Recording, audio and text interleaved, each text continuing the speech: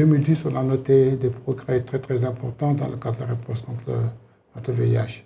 On a connu une baisse importante de la mortalité,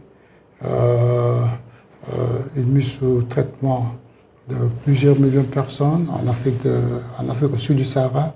Vous n'êtes pas sans savoir que l'Afrique au sud du Sahara a toujours été, et demeure encore d'ailleurs, la partie du monde qui est la plus affectée par le sida.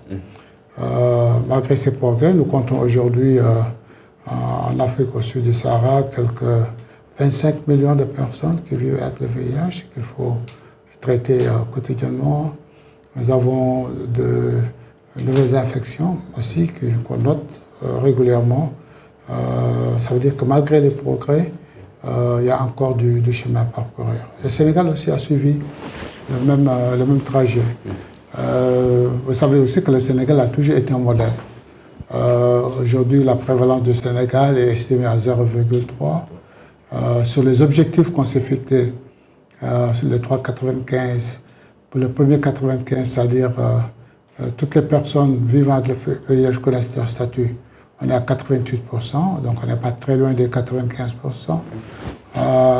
91% des personnes qui connaissent leur statut au Sénégal sont sous traitement et 90% des personnes qui sont sous traitement ont une charge virale indétectable.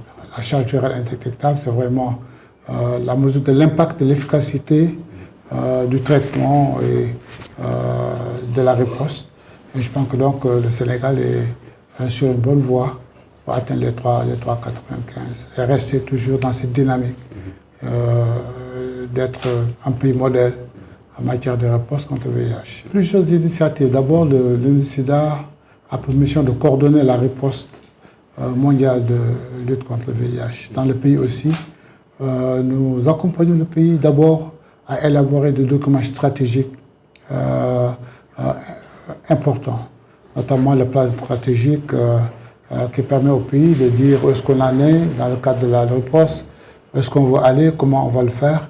L'UNICEF appuie de manière très très importante l'élaboration de ces documents, qui sont aussi des documents de politique. L'UNICEF appuie le pays dans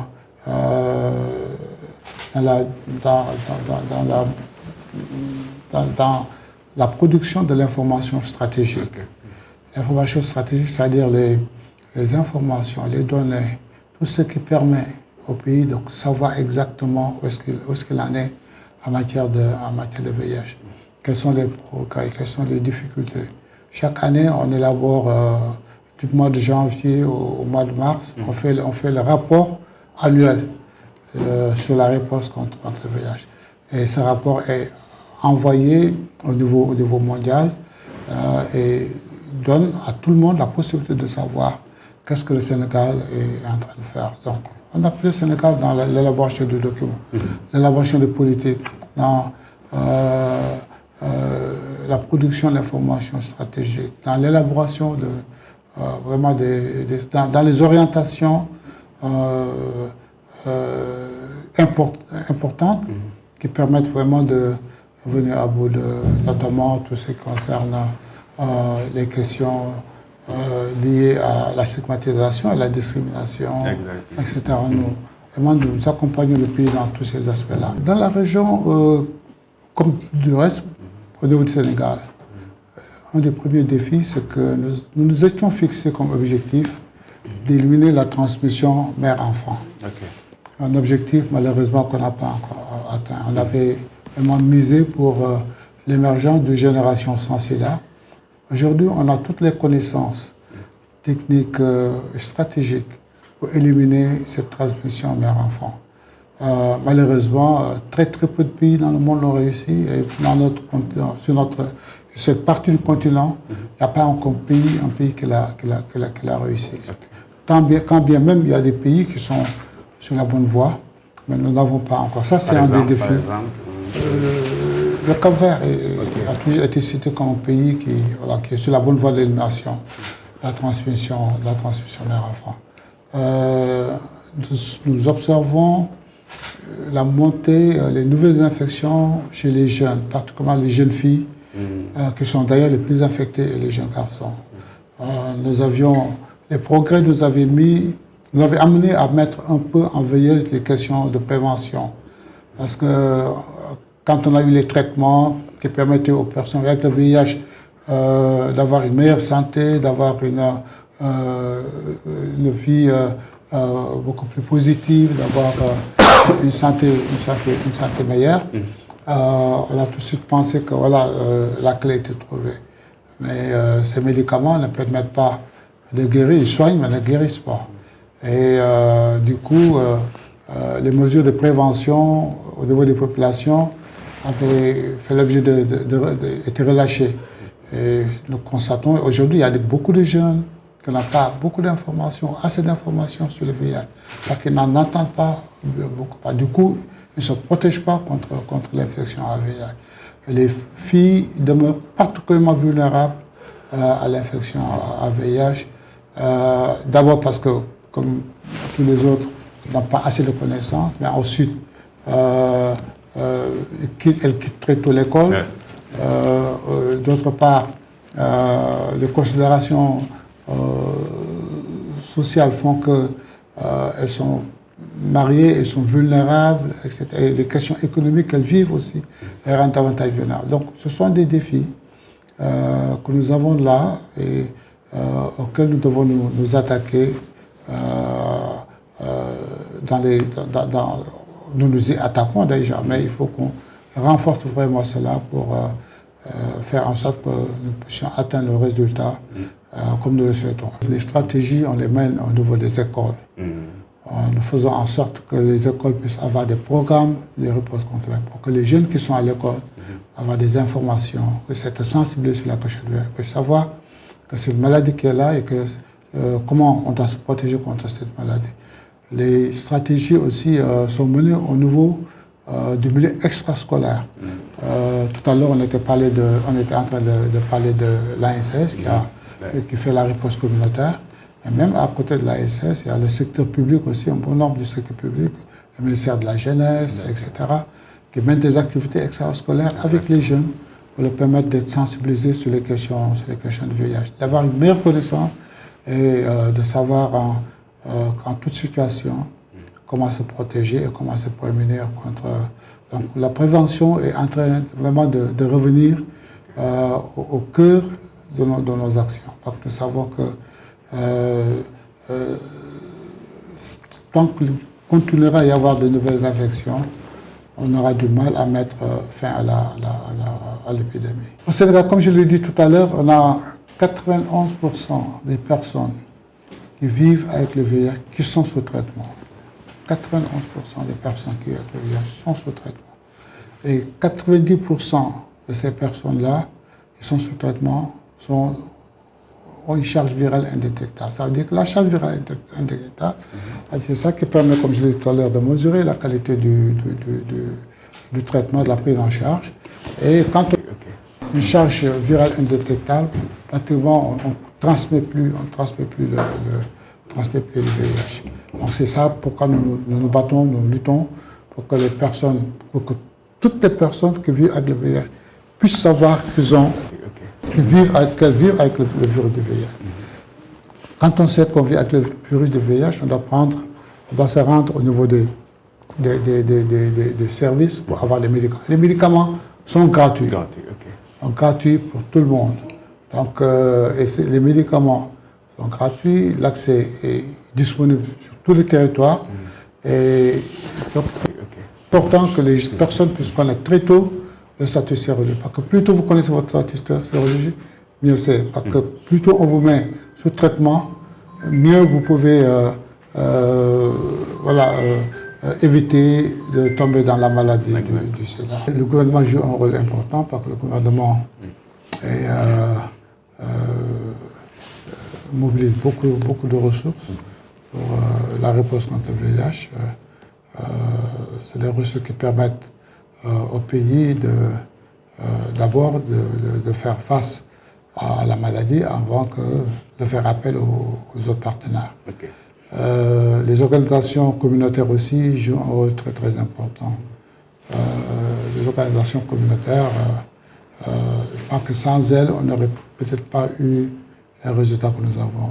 C'est qu'elles se mobilisent beaucoup. La plupart du temps, travaillent dans le bénévolat. Travaillent pratiquement du lundi au dimanche. On les trouve dans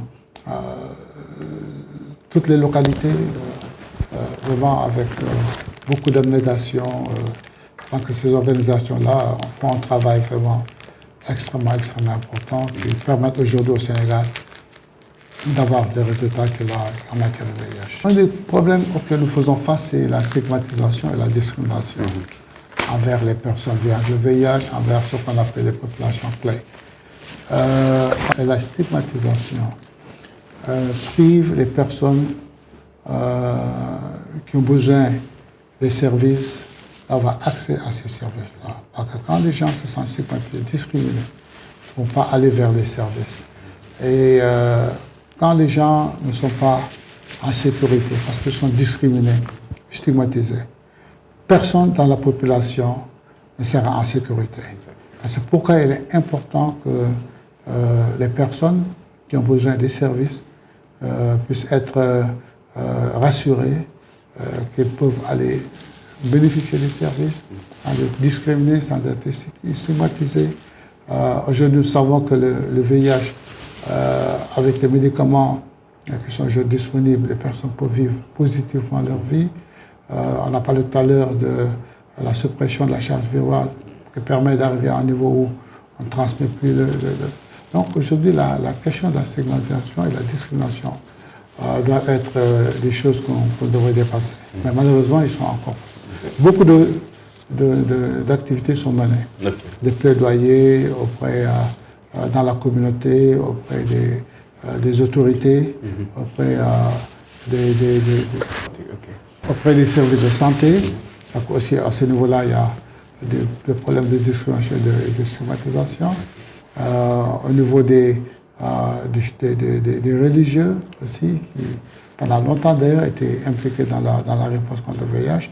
Mais il faut continuer à faire la sensibilisation pour qu'eux aussi puissent être des relais importants contre cette discrimination et cette sécurité.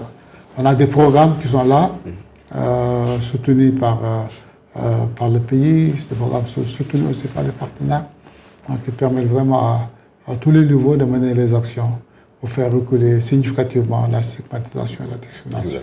Au début, le VIH pratiquement tuait les forces vives des pays. Donc ça avait un impact considérable dans tous les secteurs de la vie des pays. Il y a eu des conséquences. Aujourd'hui, avec les traitements qui sont disponibles, la question de la mortalité est pratiquement réglée. Mais le problème qu'on a, c'est qu'aussi les pays, les partenaires, continuent à mobiliser des ressources importantes pour acheter les médicaments, pour mettre les gens sous traitement, pour faire le suivi médical des personnes, etc. Voilà, peut-être qu'on a encore un impact économique important, vu qu'il faut mobiliser énormément de ressources, vraiment pour faire face. C'est pourquoi d'ailleurs tout est mis en œuvre pour arriver à l'élimination du VIH comme problème de santé publique. Je pense que si on arrive à éliminer le VIH comme problème de santé publique, on peut dégager des ressources pour aller faire autre chose pour le développement du pays. UNICEDA mobilise des ressources auprès aussi des pays donateurs qui continuent de participer de manière très, très importante à financer l'épidémie au niveau global. Voilà, je pense qu'on ne remerciera jamais assez ces pays-là pour tous les efforts qui sont consentis pour permettre à UNICEDA de faire le travail qu'il est en train de faire. Voilà, donc UNICEDA mobilise auprès des pays, des grands pays donateurs. UNICEDA mobilise des ressources avec des contributions aussi volontaires. Il y a des acteurs du secteur privé qui contribuent au financement de l'ONU-SIDA. Et donc tout ça, ça fait que, bon, on peut avoir des ressources pour continuer à accompagner les pays, à mieux coordonner leurs réponses, à mettre en place des stratégies qui permettent vraiment de repousser l'épidémie. Priorité, nous savons, pour arriver à ces résultats, il y a des résultats intermédiaires qu'il faut atteindre. Il faut réduire drastiquement le nombre de nouvelles infections, particulièrement chez les jeunes filles et les jeunes garçons, particulièrement les jeunes filles. Il faut réduire, il faut faire en sorte qu'on élimine la transmission mère-enfant. Il faut faire en sorte que vraiment que le VIH, que les jeunes, les personnes vulnérables, que la stigmatisation recule et faire en sorte que les gens puissent avoir accès aux services. Okay. Ça sont les résultats intermédiaires qui peuvent nous permettre vraiment d'arriver à l'élimination du VIH en tant que problème de santé publique. Covid-19 a été un moment où, pour la première fois, les soignants et les soignés étaient d'accord pour ne pas se voir. Ils étaient d'accord pour dire non, c'est pas la peine qu'on se voit. Voilà. Donc, quand les personnes qui ont besoin de services ne peuvent plus avoir accès aux services, vous imaginez les conséquences que ça peut avoir. Le traitement du VIH, c'est un traitement à vie, une maladie chronique. Donc, vous avez besoin d'avoir vos médicaments, vous avez besoin de faire un suivi médical, etc., etc. Mais quand vous n'avez plus accès aux services, vous imaginez, le Covid a duré pratiquement 2 ans, plus de 2 ans. Mais dès que le Covid est apparu, il y a eu des stratégies communautaires pour éviter que les services soient rompus systématiquement. Mais quand même, il y a eu un impact, même si on a essayé par la suite de juguler cet impact-là. Je pense que les médias jouent un rôle important, surtout les réseaux sociaux. Aujourd'hui, je sais qu'il y a plusieurs initiatives pour la mise en place d'applications qui permettent aux jeunes d'avoir accès à des informations sur le VIH. Nous travaillons étroitement avec l'UNESCO sur une application qui permet aux jeunes, qu'on appelle Hello Jeunes, permettre aux jeunes vraiment, parce qu'ils sont toujours sur les réseaux sociaux, d'avoir cette application et de pouvoir continuer à s'informer sur le VIH. Les médias sociaux, les réseaux sociaux et les médias doivent continuer, surtout dans le cadre de la prévention, à continuer à vraiment informer les gens de l'existence encore de cette épidémie. Il faut éviter ce qu'un de nos responsables appelait la conspiration du silence. C'est-à-dire quand on ne parle plus du VIH, les gens vont penser que le VIH n'existe plus. Et ça, c'est le plus grand danger et qui va faire en sorte que les gens vont, surtout les jeunes, vont continuer à ça. Donc les médias doivent en permanence continuer à... Si vous voyez que ONU-SIDA fait des efforts pour mobiliser, pour faire des campagnes de communication, c'est plus justement rappelé. Quand on lance le rapport sur le niveau de la riposte, on fait beaucoup de campagnes. Hier ou avant, il y a eu le rapport aussi mondial qui a permis aussi de faire... voilà, donc il faut qu'on parle systématiquement de cela pour que les gens qui n'avaient pas d'informations, qui avaient très peu d'informations, continuent à comprendre que c'est une maladie qui est là, qu'il faut continuer de se protéger, qu'il faut que les gens qui vivent, ou les personnes vulnérables ne soient pas victimes de stigmatisation et de discrimination, etc. Et ça sont ces choses qui vont nous permettre vraiment aussi, c'est à ce niveau que les médias, les réseaux sociaux peuvent jouer des rôles très très importants.